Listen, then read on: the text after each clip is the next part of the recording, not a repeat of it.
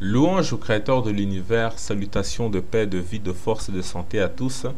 Dans cette petite vidéo, on va parler d'une expérience qui avait été menée aux États-Unis dans les années 60 par le psychologue Kenneth Clark, qui est un Afro-Américain, et dont les résultats de ce test-là sont malheureusement encore valables de nos jours. En fait, il s'agissait de proposer à de tout jeunes enfants noirs, presque des bébés, de choisir entre une poupée blanche et une poupée noire, mais aussi de dire laquelle des deux poupées était la plus moche ou bien la plus méchante, etc.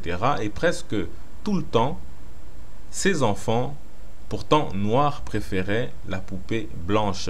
Et ils désignaient donc la poupée noire comme étant la plus laide ou bien comme étant la plus méchante. Et ce test visait à évaluer le degré d'estime de soi depuis l'enfance chez les Afro-Américains dans les années 60. Une époque qui est bien connue pour les luttes contre le racisme, pour les droits civiques aux États-Unis, etc., notamment par les Malcolm X, les Black Panthers, Martin Luther King et ainsi de suite. On va donc regarder en fait cette première courte vidéo à propos de ce test et on revient.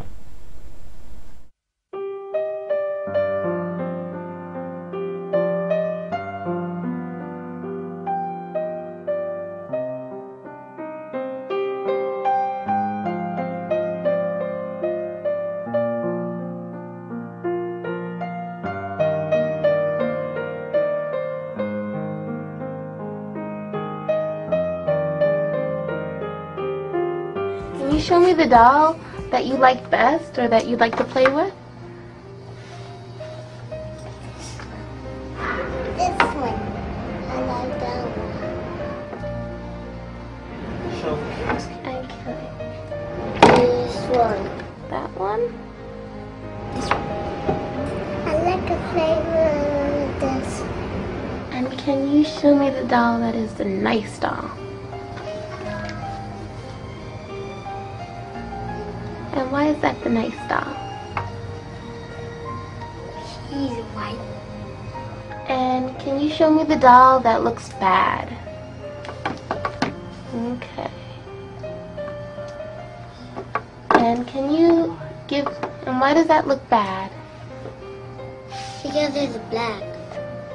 And why do you think that's a nice doll? Because she's white. And can you give me the doll that looks like you?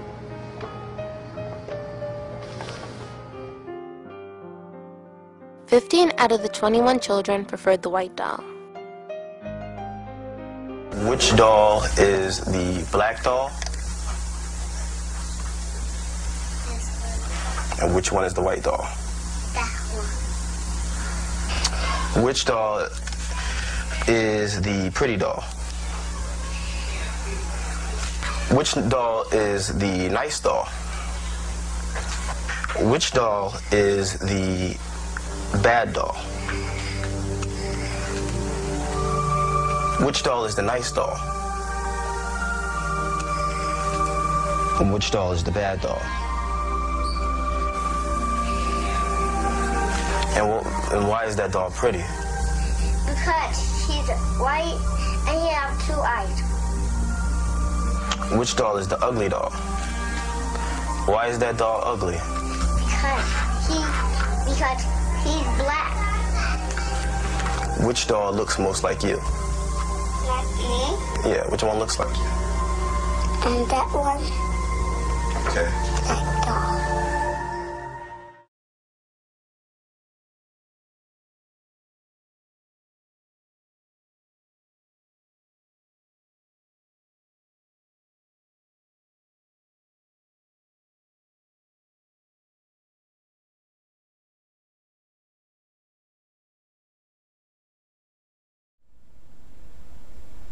Donc on a vu que en fait ce test a été à nouveau réalisé 50 ans plus tard, donc à notre époque, et on voit que sur les 21 enfants, 15 choisissent encore la poupée blanche.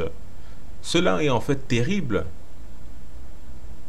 et il faut que le peuple originel en soit conscient et devrait en avoir honte, car son niveau d'estime de soi se relève être très bas en fait, lorsqu'on regarde cela. Et ça commence dès l'enfance. Et bien entendu, on sait que le système a tout fait pour que les choses soient ainsi, partout sur la terre. Et ce même sur le Tanéger, c'est-à-dire en Afrique, la terre de Dieu. Ou par exemple, on sait que durant la colonisation, les missionnaires belges au Congo apprenaient aux enfants congolais à chanter des chansons où ils disaient que ces enfants-là appartenaient à la race maudite de Cham, condamnés à l'esclavage, et que ce sont les Belges, par leur roi Léopold II, en fait, ce sont les Belges qui sont venus pour sauver les Africains, pour sauver les Noirs, en les évangélisant, pour les sortir en quelque sorte de leur malédiction. Et l'ancien hymne national du Cameroun disait « Ô Cameroun, berceau de nos ancêtres, autrefois tu vécus dans la barbarie, comme un soleil, tu commences à paraître, peu à peu tu sors de ta sauvagerie. » Donc ça c'est l'hymne national du Cameroun avant les années 70. Donc regardez un peu le degré de l'estime de soi. Déjà que le terme Cameroun est un terme apporté par les Portugais. Et là, regardez ce qu'on leur faisait chanter.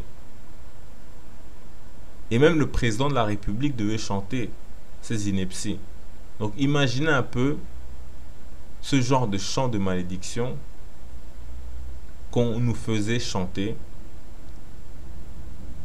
en tant que peuple.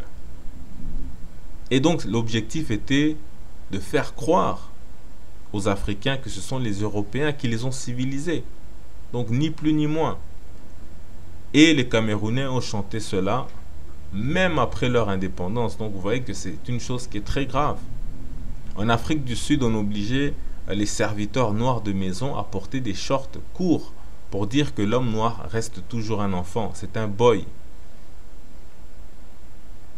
Et pour revenir à ce test de poupée, il faut dire que ces enfants, depuis la naissance, regardent la télévision, jouent avec des poupées blanches, des jeux vidéo, ils grandissent avec des dessins animés comme Dora et Diego, etc. Ils jouent avec les mangas et ainsi de suite. Donc tout ça, pour la plupart, c'est toujours du blanc. Ou en tout cas presque jamais noir. Parfois, quand tu regardes de vieux dessins animés ou bien des bandes dessinées comme Tintin au Congo, il faut voir comment ils dessinent les lèvres des Noirs. Un homme qui est tout sombre avec des lèvres rouges, etc., tout gros. Donc, c'était fait pour humilier, pour rabaisser l'homme noir. Quand il parlait, c'est toujours quelqu'un qui était stupide, qui était un peu comme un enfant, même quand il était adulte. Et donc, on fait en sorte que ces enfants-là idolâtrent le blanc. Et on retrouve en fait ce comportement dans des propos des Africains, même encore aujourd'hui. Lorsqu'ils découvrent une nouvelle technologie, ils s'exclament « Le blanc est puissant, le blanc il est fort, le blanc il est intelligent ». Est-ce que vraiment un Asiatique pourrait dire de telles inepties? Comme si seuls les blancs sont capables d'inventer ou de développer la technologie, etc. Donc ça c'est l'aliénation mentale chez les Noirs, chez le peuple originel. Et il y a un jeune frère à moi qui dessine des mangas et tout le temps il venait me demander mon avis sur ce qu'il dessinait et je voyais presque que des blancs. Et à force de lui faire la remarque à chaque fois, il a commencé à élaborer une sorte de parité blanc et noir. Mais quand il travaille sur des projets avec ses camarades de classe, etc., on voit que les héros sont habituellement des blancs. Même si lui, il vient toujours apporter cette sauce noire-là, mais il est de toute façon minoritaire. Il est dans un système où, voilà, il n'a pas le choix. De toute façon, qui t'ouvrira les portes si tu fais que du noir? Donc, on est obligé de faire en sorte que les choses soient faites par nous-mêmes, pour notre propre public, plutôt que d'aller mendier en fait les miettes qu'on peut recevoir chez les autres à chaque fois. Regardez comme il n'y a pas longtemps, les stars afro-américains ont été scandalisés par le fait que il n'y avait pas de Noirs qui étaient nominés aux Oscars. Du coup, ils ont commencé à parler qu'il est temps maintenant de s'organiser, qu'on se prenne en charge, notamment, on a vu ça avec l'épouse de Will Smith. Pourtant, l'année suivante, il y a eu une grande diversité et hop, ils ont tout oublié. Heureusement que actuellement, avec l'arrivée de Donald Trump et tout ce qui se passe aux États-Unis, où les tensions montent, les racistes commencent à se réorganiser, presque à l'image du Ku Klux Klan, dont on a vu un qui est carrément rentré avec une voiture bélier dans la foule. Des gens qui manifestaient contre la présence d'une statue de quelqu'un qui était raciste, des choses comme ça. Donc, maintenant, les joueurs de football américain, les basketteurs, etc., commencent à boycotter Donald Trump. Ils commencent à parler des assassinats qu'il y a eu durant tout le mandat de Barack Obama, où les mêmes Afro-Américains, ils venaient tranquillement à la Maison Blanche recevoir les honneurs, etc.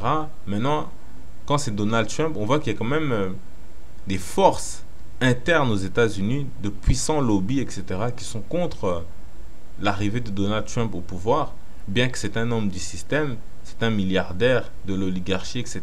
Néanmoins, ils veulent quand même l'affaiblir, le briser, le tenir en laisse, et ils se servent peut-être notamment de ces sportifs-là, dont LeBron James qui a carrément osé traiter Donald Trump de clochard.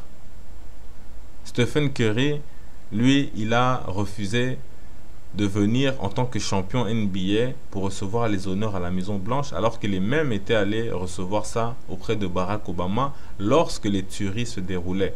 Mais tant mieux, on voit que ces gens-là commencent à parler, commencent à élever leur voix. On espère qu'ils vont aller beaucoup plus loin dans cette démarche-là et comprendre qu'ils doivent aussi se prendre en main, que la communauté doit être indépendante, qu'elle doit être organisée pour se faire respecter. Et c'est en se faisant respecter que justement, lorsque un policier voudra tirer sur un Afro-Américain, il va réfléchir à deux fois en se disant c'est une communauté qui est organisée, qui a une grande influence notamment sur la politique, les élections, etc. Donc, je risque de me retrouver en prison là où hier, je pouvais tuer quelqu'un sans risquer quoi que ce soit. Donc, ça c'était pour ce qui se passe actuellement. Les séries TV, aussi comme Les Feux de l'amour, etc., ont toujours en fait quelques épisodes qui mettent en scène des comédiens noirs. En tout cas, ça c'est ce qu'on se souvient de ce qu'on voyait à l'époque, mais ça doit toujours être comme ça. Parce qu'en fait, ils avaient peur que les Noirs ne se reconnaissent pas dans ce type de séries télévisées et du coup développent leur propre industrie cinématographique, etc., concurrente. Et le système raciste a toujours été très performant pour jeter en fait un os aux Afro-Américains au moment où l'esclave commence à se plaindre, commence à se questionner. Du coup, les Nigérians ont développé une industrie cinématographique plus importante que les Afro-Américains. Même que les Afro-Américains ne peuvent même pas en rêver. En tout cas, tant qu'ils sont dans cette mentalité-là d'accepter donc cet esclavage spirituel. Parce qu'avant tout, le problème est spirituel. Et donc, il faut savoir que les Afro-Américains, comme on le sait, ont inventé beaucoup de musique, rap, rock and roll, etc. Mais ils n'ont jamais contrôlé l'industrie. Et là, les Nigérians qui ont de la chance parce que eux, c'est un pays de noirs, 170 millions d'habitants, donc c'est un marché qui est énorme. Donc forcément, ils font leurs propres films, ils font leurs propres séries et ça marche très bien. Donc, c'est pour dire simplement que le potentiel est là, même si après, on peut toujours questionner ou bien critiquer les valeurs qui sont transmises dans ces différentes séries, télévision et tout ça. Mais néanmoins, il y a déjà un travail qui est fait. Lorsque le peuple va se réveiller, il va corriger les petites imperfections. Mais les Afro-Américains devraient en prendre de la graine devrait prendre pour exemple ce genre de choses-là et ne pas simplement réagir lorsqu'on tue l'un des leurs, lorsqu'on commence à publier des statistiques qu'un jeune afro-américain sur 3 de moins de 21 ans est en prison, etc. Donc il faut se dire après ça que comment tu vas trouver un travail décent lorsqu'on va toujours te demander ton dossier, avez-vous un casier judiciaire? Dès que vous allez montrer le casier judiciaire, donc vous perdez beaucoup d'opportunités pour vous en sortir plus tard. Donc les Afro-Américains, surtout ces vedettes qui ont des moyens, devraient réfléchir à ce sujet-là. Donc nos frères doivent se réveiller et qu'on ne vienne pas nous rapporter le même résultat que ce test de poupée noire et blanche dans 50 ans encore, alors que notre temps d'asservissement en fait touche à sa fin. On peut comprendre que les enfants blancs ou autres choisissent des poupées blanches comme on va le voir dans un autre extrait de vidéo, mais on ne peut pas le comprendre pour les enfants noirs, c'est inacceptable. Et certains ne trouvent pas cela catastrophique et alarmant dans nos communautés. Ils trouvent ça normal. Après 4 siècles d'oppression et d'esclavage, après la colonisation, après le néocolonialisme, tout ce qui se passe encore actuellement, beaucoup sont encore dans l'illusion. Donc on va regarder cette autre vidéo où justement on fait intervenir plutôt des enfants blancs dans ce même test-là, mais un peu différent, et on revient. These are the results. Which one of these dolls is the prettiest? That doll? This one. That one? Yes. That one? Okay.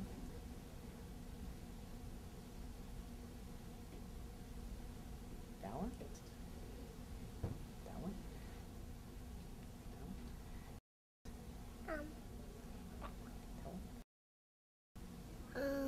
Let me hear that. How about this one? That one? I don't know. That one? Okay. That one?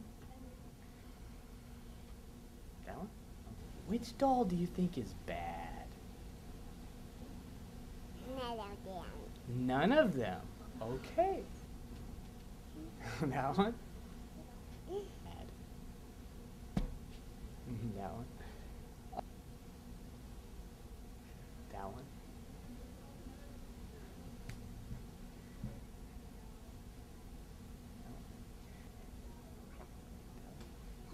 How about this one? How about that one? Okay, that one's fine.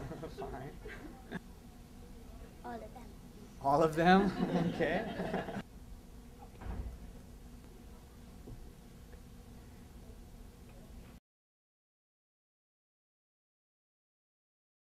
More than half of the children said white Barbie was prettiest. Half of the children said the black Barbie was bad. Donc on remarque que plus de la moitié des enfants ont choisi la poupée blanche. Déjà, il faut dire qu'il y a 3 sortes de poupées. Donc une noire, une blanche et une qui est entre les deux. Donc ça fausse un peu la chose. Ça aurait été mieux directement une blanche et une noire. Comme ça on allait voir vraiment la teneur de la chose. Mais néanmoins, malgré ça, un seul enfant a choisi la poupée noire comme étant la plus belle sur 12 enfants. Et la moitié ont trouvé la poupée noire comme étant la plus méchante. Donc cela montre que non seulement on a une faible estime de nous-mêmes, mais les autres aussi ont une faible estime des noirs. Autrement, pourquoi ils feraient ce test-là? Parce qu'ils le savent. Et comme on a dit, cela serait moins dérangeant si c'était juste les autres. Mais là, il s'agit aussi de nous-mêmes. Donc cette vidéo était juste en fait un exemple pour montrer l'utilité de revaloriser notre histoire et de nous réapproprier ce qui est à nous. Et il est bon de voir de plus en plus de chaînes YouTube, mais aussi d'initiatives comme la dernière vidéo qu'on va regarder. Mais il faut savoir que rien ne va changer tant que dans le système éducatif, dans nos propres pays et à l'étranger, tout ça va continuer à véhiculer une représentation du peuple originel qui est hérité en fait du système raciste. de l'asservissement spirituel. Aussi, le fait d'avoir l'image de personnages bibliques, blancs, à tous les niveaux, au cinéma, dans nos brochures, partout en fait autour de nous, contribue largement à cette mésestimation de soi-même. Donc, plus que jamais, le peuple originel doit revenir à sa source et il retrouvera ainsi sa grandeur et sa fierté. Et comme on l'a dit encore une fois, la solution est avant tout spirituelle. On vous laisse sur ces images. Paix, vie, force et santé en salutation. All the dolls in the house too were all white. À la maison, toutes les poupées étaient blanches. Je me suis dit, ça, c'est un problème.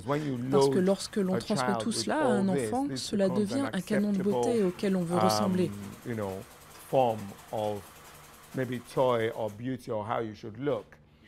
Alors je me suis dit que je voulais utiliser mes poupées pour enseigner la culture nigériane, la culture africaine. En tant que père d'une petite fille africaine qui va grandir dans cette même société, je ne peux qu'essayer de créer un environnement ou une plateforme pour qu'elle s'épanouisse, qu'elle se trouve et devienne un membre actif de cette société.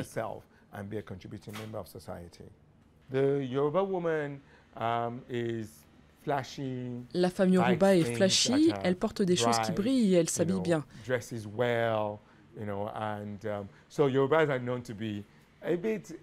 Elle en fait un peu trop, mais c'est dans la culture des Yoruba.